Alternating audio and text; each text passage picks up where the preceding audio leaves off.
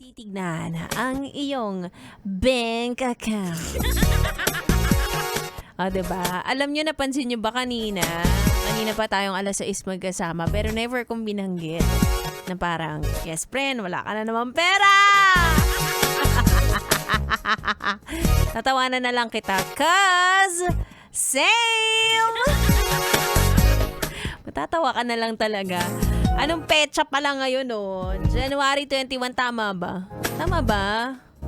Tama ako, 21.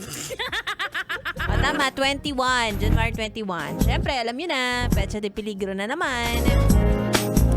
Pero wag kang mag-alala dahil konting kembot na lang din ay matatapos na ang January. Ganun kabili.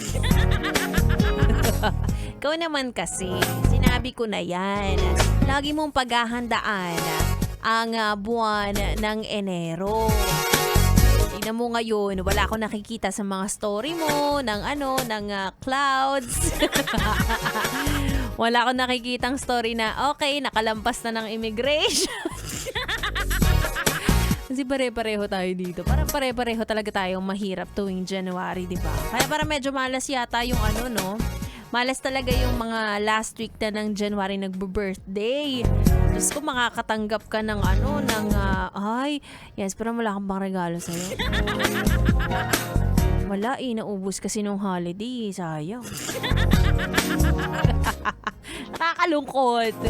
Anyway, sa mga yes friend ko dyan na mabibitin sa chikahan, message nyo ako sa aking social media accounts at Gandawanda J, NDAWANDA, Facebook, Instagram, TikTok, X, ano pa ba? Wala naman ako dun sa mga website na binaview mo, mga blurred, wala ko dyan.